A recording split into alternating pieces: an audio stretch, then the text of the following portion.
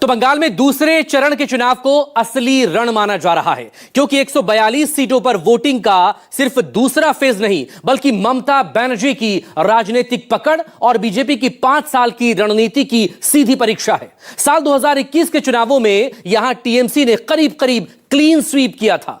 इस बार क्या कहता है इन 142 सीटों का समीकरण और क्यों बीजेपी के लिए यह चुनौती है, इस रिपोर्ट में देखिए।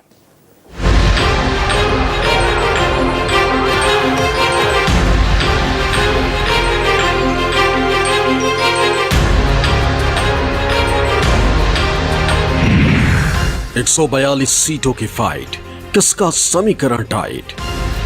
पश्चिम बंगाल का ये चुनाव बंगाल के साथ साथ पूरे पूर्वी भारत का,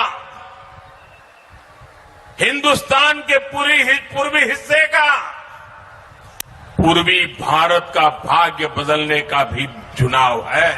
যেটা ভিক্টরি চিহ্ন, কারণ আপনারা জানেন গভর্নমেন্ট আমরাই করব এবং গভর্নমেন্টকে পার্টির যেটা ডিসিশন আমাকেই লিড করতে হবে। আপনারা যদি আমার নেতৃত্বে গভর্নমেंट চান, एक चुनाव हो गया 2 दिन पहले, निश्चिंत থাকুন, I can rest assure you all of you. Paschim Bengal चुनाव में पहले चरण की 152 सीटों पर रिकॉर्ड तोड़ वोटिंग के बाद अब सबकी निगाहें दूसरे चरण की 142 सीटों पर टिक गई, क्योंकि यही वो सीट है जो पश्चिम बंगाल में ये तय करेंगी कि अब की बार बंगाल बदलाव करेगा या फिर ममता दीदी के साथ ही जाएगा।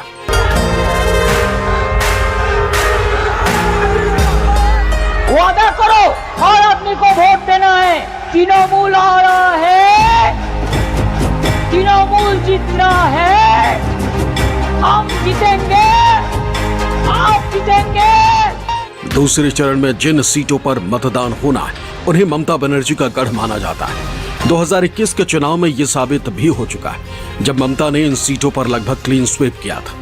इस चरण में प्रेसिडेंसी डिवीजन इलाके की सभी सीटों पर चुनाव होना है, जिन पर पिछले 3 चुनावों से ममता का वर्चस्व बना हुआ है। यही वजह है कि बीजेपी यहां सेंध लगाने की कोशिश कर रही। यही प्रेसिडेंसी रीजन है जिसने जनसंघ को राजनीतिक आधार दिया था। बंगाल ने डॉक्टर श्यामा प्रसाद मुखर्जी को सांसद चुना था और उनकी प्रेरणा बीजेपी का संकल्प बन गई। दूसरे चरण में ग्रेटर कोलकाता की 35 विधानसभा सीटों पर वोटिंग है। यहां 2021 चुनाव में 34 सीट पर टीएमसी जीती थी। बीजेपी को एक भी सीट पर जीत नहीं मिली थी। इस बार यहां किसे जीत मिलेगी, इसके लिए इस इलाके का चुनावी समीकरण समझना जरूरी है। ग्रेटर कोलकाता के 35 में से 10 सीट में मुस्लिम आबादी 25%, जिसमें 9 सीट पिछली बार टीएमसी ने जीती थी, जबकि 25 सीटों पर हिंदू आबादी 75% से ज्यादा है।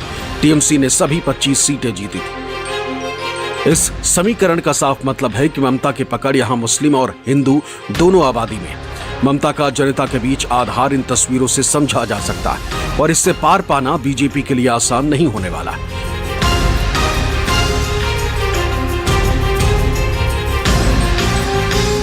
दूसरे चरण में नॉर्थ 24 परगना और साउथ 24 परगना की बांग्लादेश सीमा से सटी सीटों पर भी चुनाव होना है।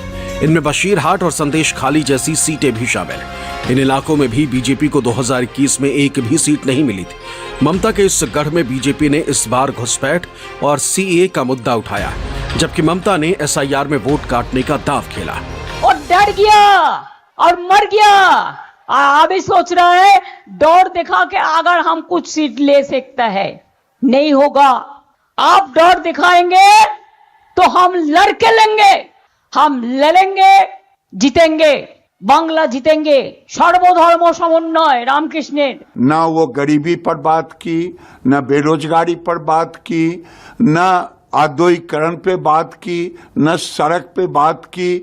वो केवल मुसलमान वोट को बढ़ाने की बात की और बांग्लादेशी घुसपैठियों को रेड कारपेट बिछा करके मुस्लिम वोटों को लाने का।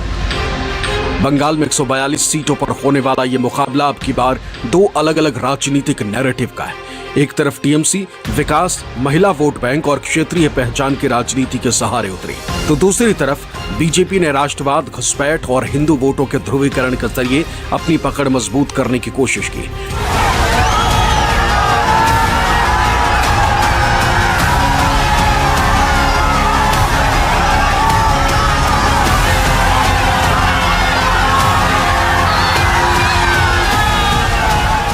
दूसरे चरण में मतुआ समुदाय की भूमिका भी निर्णायक मानी जा रही है। इस समुदाय में ज्यादातर हिंदू शरणार्थी हैं। उत्तर 24 परगना, नदिया, दक्षिण 24 परगना जिलों में मतुआ समुदाय की मजबूत मौजूदगी। इन इलाकों में जीत का अंतर बहुत कम होता है। ऐसे में मतुआ वोट किसी भी पार्टी के पक्ष में चुनाव का रुख बदल सकता है। बीजेपी को उम्मीद है कि इस बार परिवर्तन उनके पक्ष में होगा। 200 से ज्यादा सीटें हम लोग ला रहे हैं। पूरा बंगाल ये परिवर्तन कर रहा है।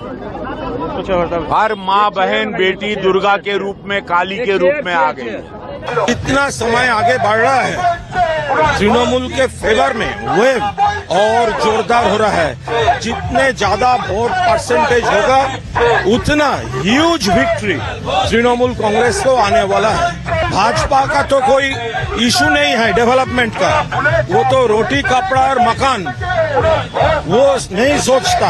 वो तो धर्म के जो भेदाभेद है वो उसका पॉलिटिक्स करता है। पब्लिक उसको, बंगाल का धरती उसको रिजेक्ट करे। पहले चरण में हुई बम्पर वोटिंग से बीजेपी और टीएमसी ने जीत के दावे किए और कयास लगाए जा रहे हैं कि दूसरे चरण में भी बंगाल बम्पर वोटिंग करेगा। लेकिन सवाल उठ रहा है कि इतनी भारी वोटिंग का फायदा मिलेगा किसे? आमतौर पर भी वोटिंग को एंटी इनकम्बेंसी यानी सरकार के खिलाफ गुस्से के तौर पर देखा जाता है, लेकिन बंगाल का पैटर्न अलग कहानी कहता है। आजादी के बाद से यहाँ 17 बार विधानसभा चुनाव हुए और सिर्फ 4 बार सत्ता बदली। फिलहाल 29 अप्रैल के फाइनल राउंड पर सबकी नजरें, जो फैसला करेगा कि बंगाल किसे चुनेगा। कोलकाता से राजीव रंजन, प्रशांत गुप्ता और मनोज पांडे की रिपोर्ट, न्यूज़ 24।